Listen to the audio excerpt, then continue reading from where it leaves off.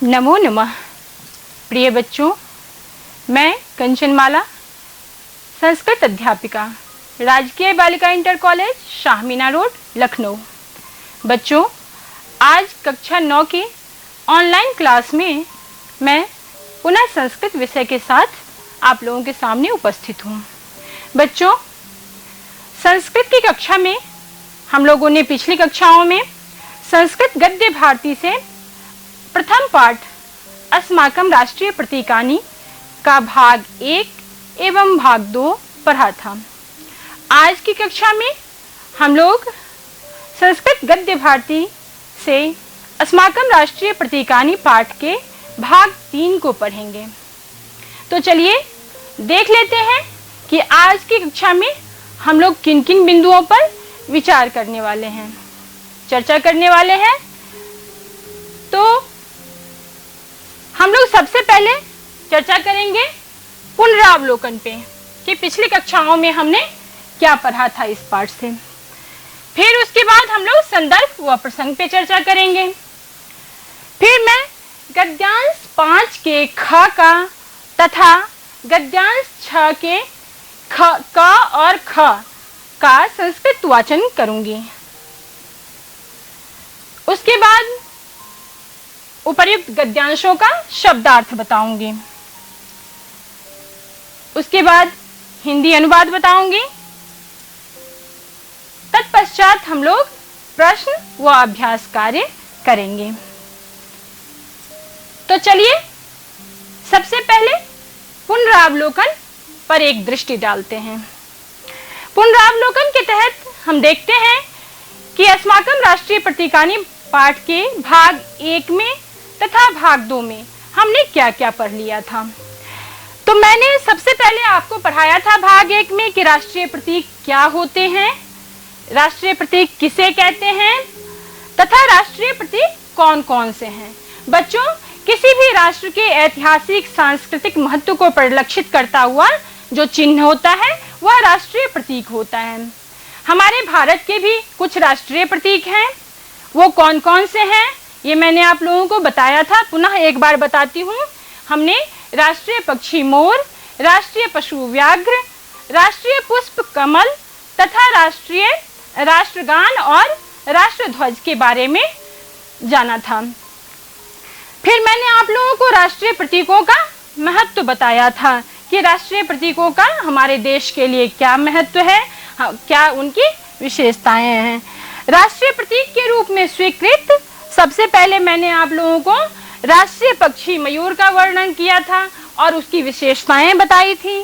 फिर उसके बाद मैंने राष्ट्रीय पशु व्याघ्र का वर्णन किया था, उसकी विशेषताएं बताई थी। राष्ट्रीय पुष्प कमल का वर्णन किया और उसकी विशेषताएं बताई थी तथा हमने राष्ट्रगान का संक्षिप्त परिचय प्राप्त किया था। और आज की कक्षा में हम लोग राष्ट्रगान के शेष भाग से प्रारंभ करेंगे। तो चलिए सबसे पहले पिछली कक्षाओं की भांति ही संदर्भ व प्रसंग पर एक नजर डालते हैं।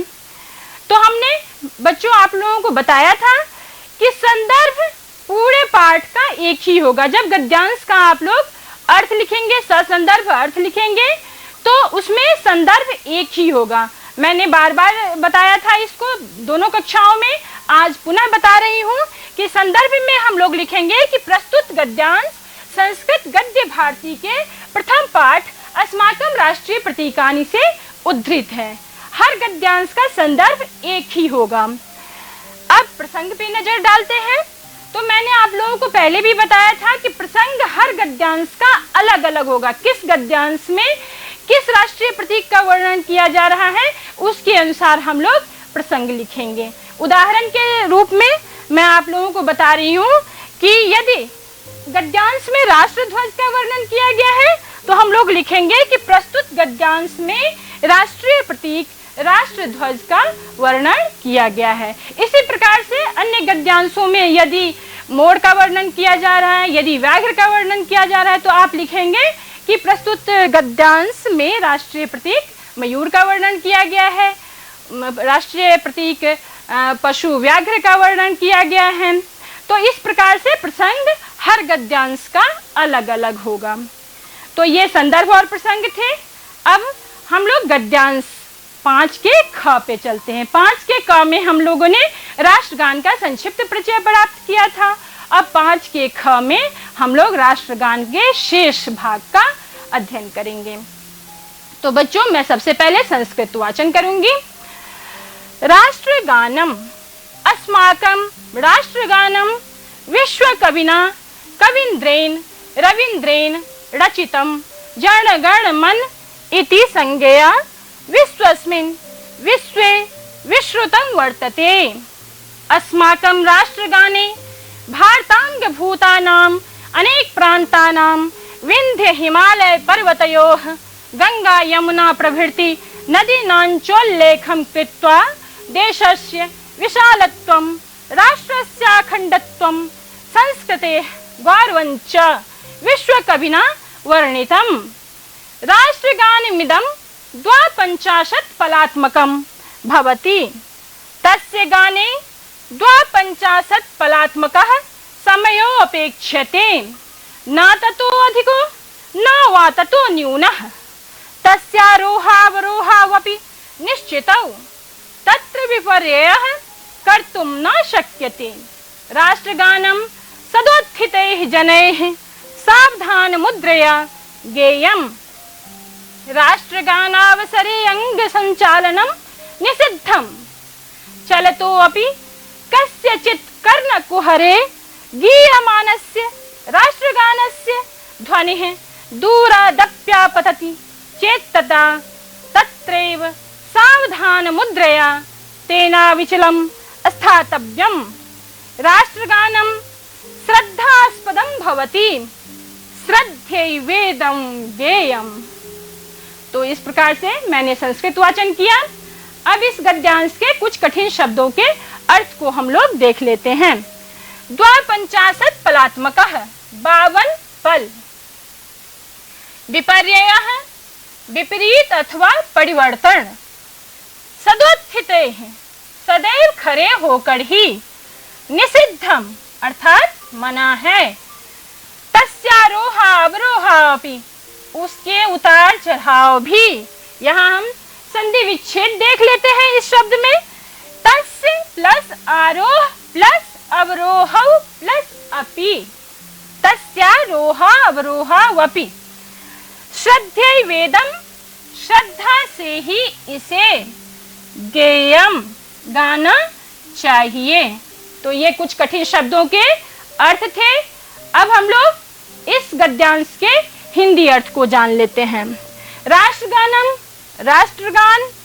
अस्माकं राष्ट्रगानम विश्वकविना कवींद्रेण रवींद्रेण रचितम्। अस्माकं राष्ट्रगानम हमारा राष्ट्रगान विश्वकवि कवींद्र रवींद्र के द्वारा रचित है। जनगण मन इति संज्ञया विश्वस्मिन् विश्वे विश्रुतं वर्तते। जनगण मन इति इस संज्ञा से इस विश्व में संसार में प्रसिद्ध है। अस्माकं राष्ट्रगाने भारतांग भूतानाम भारत के अंगभूत अंग के स्वरूप हमारे राष्ट्रगान में भारत के अंग स्वरूप अनेक प्रांतों के विंध्य हिमालय पर्वतयोः विंध्य और हिमालय पर्वतों के गंगा यमुना प्रभृति नदीनाञ्चोल्लेखम् और गंगा यमुना आदि नदियों का उल्लेख कृत्वा करके देशस्य विशालत्वं देश की विशालता राष्ट्रस्य अखंडत्वं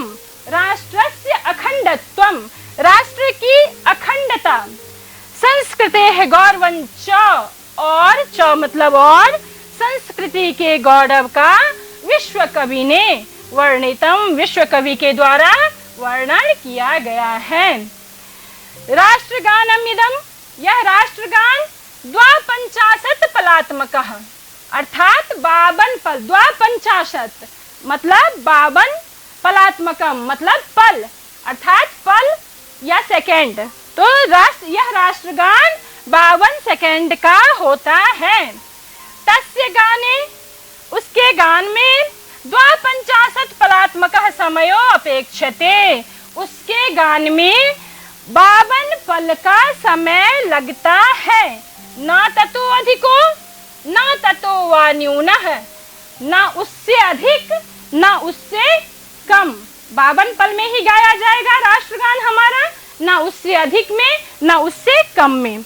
तस्यारोहावरोहावपि, उसका आरोह और अवरोह, उतार और चढ़ाव, अपि मतलब भी, निश्चितो निश्चित है, राष्ट्रगान का उतार चढ़ाव भी निश्चित है।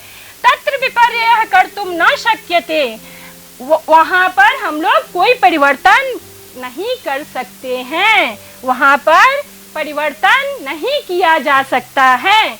राष्ट्रगानम सदोत्थितैः जनैः, राष्ट्रगान सदा उत्थितैः जनैः, हमेशा ही लोगों के द्वारा उठकर खड़े होकर सावधान मुद्रया गेयम, सावधान मुद्रा में गाना चाहिए। राष्ट्रगानावसरे अंग संचालनम निषिद्धम, राष्ट्रगान के अवसर पर अंग संचालन अर्थात अंगों को हिलाना डुलाना निषिद्ध है, अर्थात मना है।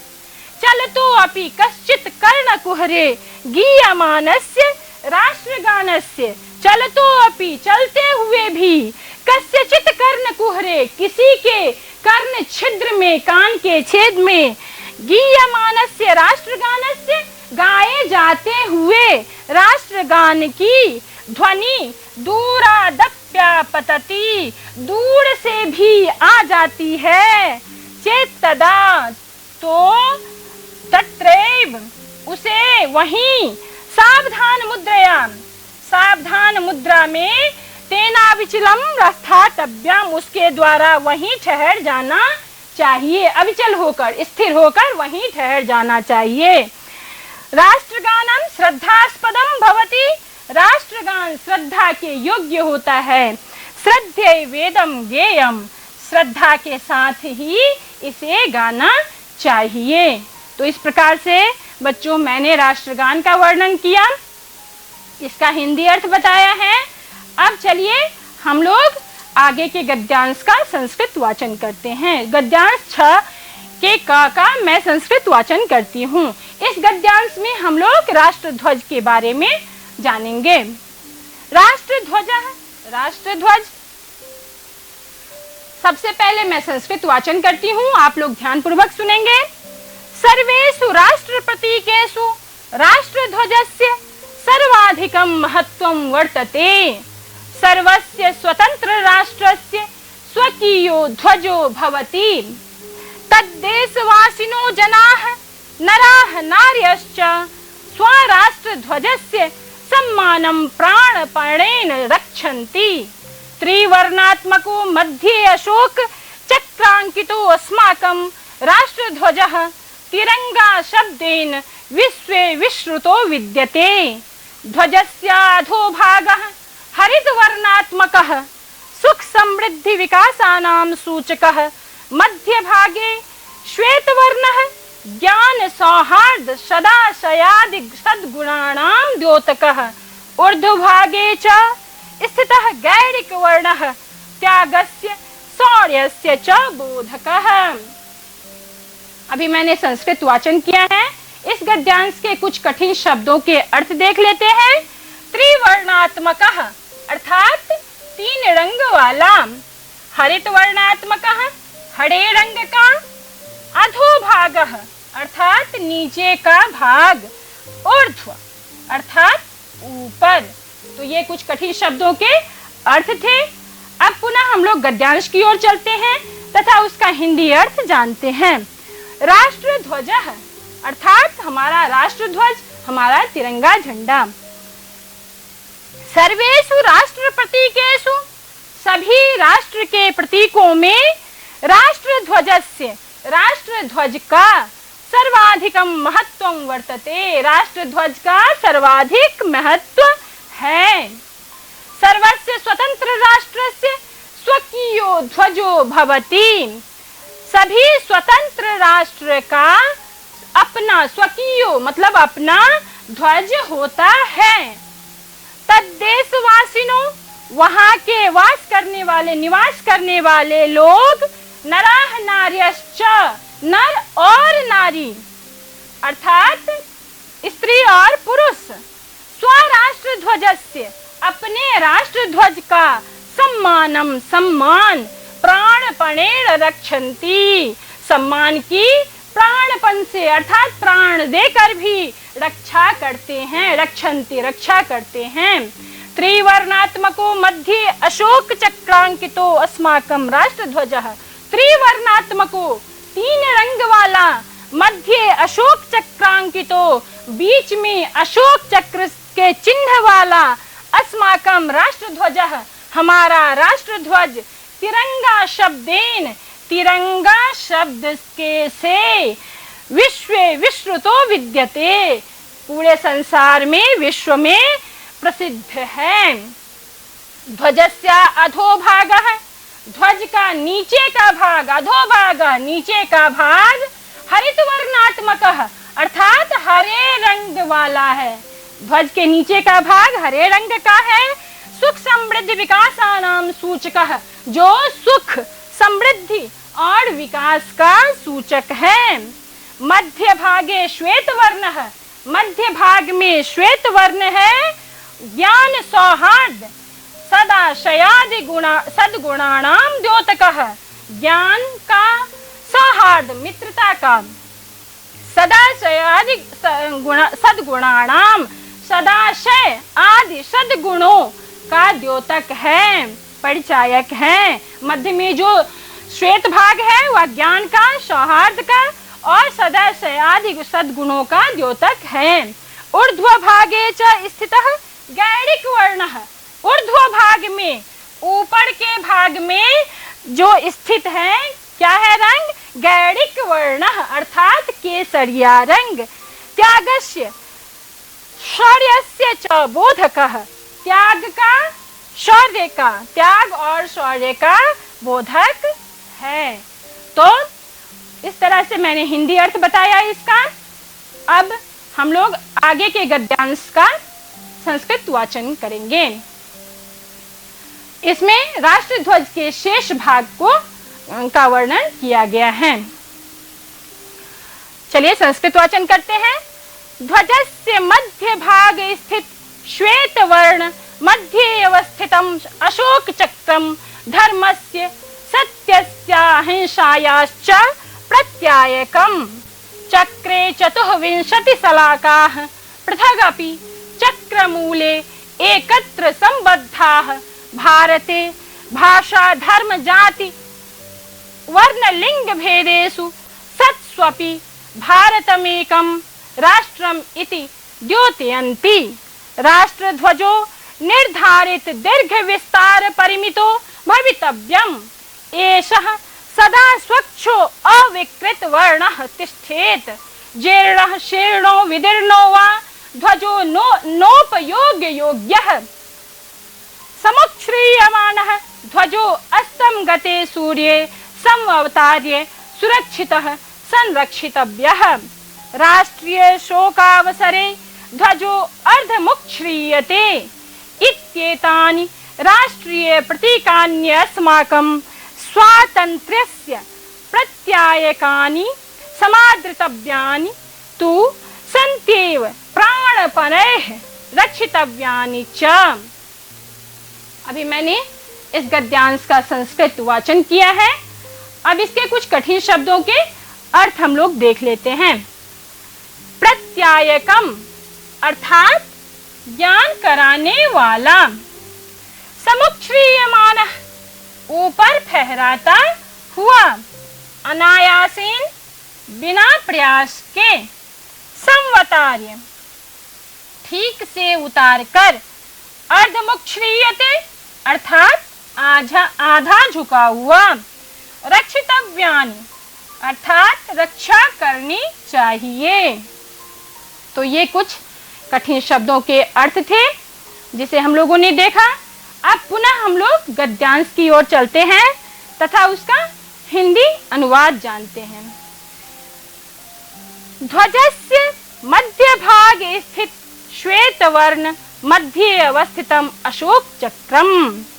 ध्वजस्य ध्वज के मध्य भाग स्थित श्वेत वर्ण मध्य, ध्वज के मध्य भाग में स्थित, बीच के भाग में स्थित श्वेत वर्ण के बीच में, मध्य बीच में अवस्थित अशोक चक्र, अशोक चक्रम, अशोक चक्र। धर्मस्य धर्म का, सत्यस्य सत्य का, अहिंसायाश्च च और अहिंसाया अहिंसा का, प्रत्यायकम ज्ञान कराने वाला है। ध्वज के बीच के भाग में जो श्वेत वर्ण है उसके बीच में जो स्थित है अशोक चक्र हमारा, वह धर्म का, सत्य का और अहिंसा का ज्ञान कराने वाला है। चक्रे चतुर्विंशति शलाकाः, चक्र में, अशोक चक्र में चतुर्विंशति शलाकाः अर्थात जो 24 तीलियां हैं, शलाकाएं हैं अथवा रेखाएं हैं। पृथगापि चक्र मूले, पृथगापि पृथक पृथक होते हुए भी, अलग अलग होते हुए भी, चक्र मूले चक्र के मूल में, बीच में, एकत्र संबद्धा एक साथ जुड़ जाती हैं, चक्र के बीच में एक साथ जुड़ जाती हैं, संबद्ध हो जाती हैं। भारते भारत में भाषा धर्म जाति वर्ण लिंग भेदेषु सत्स्वपि, भारत में भाषा धर्म जाति वर्ण और लिंग का भेद होते हुए भी भारतम एकम राष्ट्रम इति, भारत एक राष्ट्र है ऐसा द्योतयन्ति सूचित करते हैं, ऐसा द्योतित करते हैं, सूचित करते हैं। चक्र के जो मूल में अलग अलग हैं चक्र की तीलियां, परंतु मूल में एकत्र संबद्ध हो जाती हैं। वह बताती हैं कि भारत में हम लोग भाषा धर्म जाति लिंग वर्ण के आधार पे भले ही अलग अलग हैं, परंतु भारत एक राष्ट्र है ऐसा बोधित करती हैं, ऐसा सूचित करती हैं। राष्ट्र ध्वजो निर्धारित दीर्घ विस्तार परिमितो भवितव्यम, राष्ट्र ध्वज हमारा निर्धारित दीर्घ विस्तार परिमितो अर्थात निश्चित आकार वाला होना चाहिए, निश्चित आकार का, निश्चित लंबाई चौड़ाई का होना चाहिए।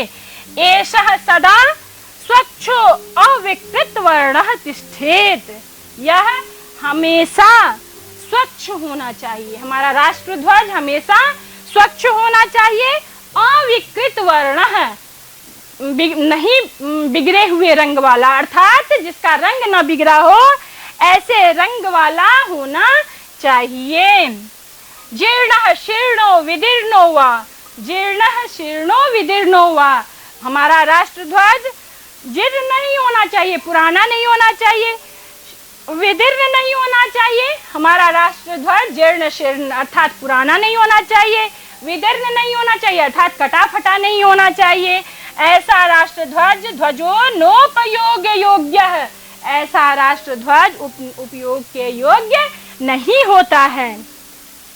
समुच्छ्रियमानः ध्वजो अस्तम गते सूर्ये समवतार्य, समुच्छ्रियमानः फहराता हुआ, ध्वजो ध्वजः हमारा ध्वज हमारा झंडा, अस्तम गते सूर्य सूर्य के अस्त हो जाने पर, समवतार्य अर्थात अच्छी तरह से उतार कर, सुरक्षितः सुरक्षित, संरक्षितव्यः संरक्षित कर लेना चाहिए अर्थात रख लेना चाहिए, उतार कर अच्छी तरह से रख लेना चाहिए।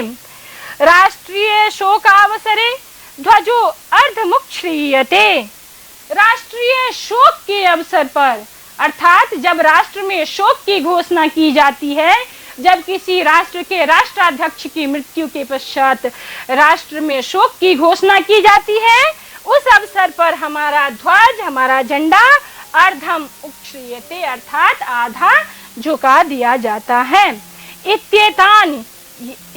इत्येतानि राष्ट्रीय प्रतीकानि, ये सब राष्ट्रीय प्रतीक अस्माकं हमारे स्वातंत्र्यस्य स्वतंत्रता का प्रत्यायकानि अर्थात ज्ञान कराने वाले हैं।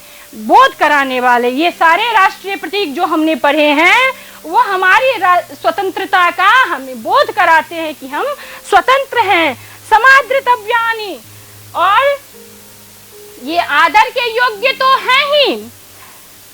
समादृतव्यानि तु सन्त्येव, अर्थात आदर के योग्य तो है ही, इनका आदर करना चाहिए। प्राणपणैः रक्षितव्यानि च, अर्थात इनका आदर तो करना ही चाहिए, प्राणपण से प्राण देकर भी इनकी रक्षा करनी चाहिए। इन हमारे राष्ट्रीय प्रतीकों की हम नागरिकों को अपने प्राण देकर भी रक्षा करनी चाहिए। तो बच्चों, इस तरह से आपका ये संपूर्ण पाठ अस्माकं राष्ट्रीय प्रतीकानि पूर्ण हुआ। भाग 3 भी आज पूर्ण हो गया। हमने सारे राष्ट्रीय प्रतीकों के बारे में पढ़ लिया, उनका वर्णन पढ़ लिया, उनकी विशेषताएं पढ़ ली। अब कुछ अभ्यास कार्य मैं आप लोगों को इस पाठ से संबंधित दे रही हूँ, इसे आप लोग करेंगे। पहला प्रश्न है, निम्नलिखित गद्यांशों का ससंदर्भ हिंदी में अनुवाद कीजिए। इसमें 2 गद्यांश मैंने दिए हैं, अस्माकं राष्ट्रगानम से लेकर वर्णितम तक और राष्ट्रध्वजो अर्धमुच्छ्रियते तक। तो ये दोनों गद्यांश आप देखेंगे कि किस गद्यांश में अस्माकं राष्ट्रगानम आ रहा है, शुरू हो रहा है, और वर्णितम तक समाप्त हो रहा है। उसका हिंदी अर्थ लिखेंगे आप लोग, पहले संदर्भ लिखेंगे, फिर प्रसंग लिखेंगे, फिर हिंदी अर्थ लिखेंगे। इसी तरह से इस गद्यांश का भी उसी तरह से आप लोग ससंदर्भ हिंदी में अनुवाद करेंगे। फिर दूसरा प्रश्न है, निम्नलिखित प्रश्नों के उत्तर दीजिए। राष्ट्रगान की रचना किसके द्वारा की गई है तथा इसे कितने पलों में गाया जाता है? ये प्रश्न है। राष्ट्रध्वज में रंगों का क्रम क्या होता है? तो ये 2 प्रश्न हैं, 2 गद्यांशों का ससंदर्भ अनुवाद है और 2 प्रश्न हैं। आप लोग अवश्य कर लेंगे, मुझे पूरी उम्मीद है, क्योंकि आप लोगों को पाठ अच्छी तरह से समझ में आ गया होगा। बच्चों, इस पाठ से संबंधित कोई भी जानकारी आप दीक्षा ऐप को डाउनलोड कर प्राप्त कर सकते हैं। दीक्षा ऐप को आप गूगल प्ले स्टोर से डाउनलोड कर सकते हैं अथवा iOS से भी डाउनलोड किया जा सकता है। बच्चों, आप लोग प्रस्तुत वीडियो को उत्तर प्रदेश माध्यमिक शिक्षा विभाग के चैनल को भी, YouTube चैनल को भी सब्सक्राइब करके वहां से प्राप्त कर सकते हैं। तो मैं उम्मीद करती हूँ बच्चों कि अस्माकं राष्ट्रीय प्रतीकानि पाठ आप लोगों को अच्छी तरह से समझ में आ गया होगा। आपने अच्छी तरह से इस सारे राष्ट्रीय प्रतीकों को समझ लिया होगा। तो अब पुनः अगली कक्षा में मिलते हैं, तब तक के लिए धन्यवाद।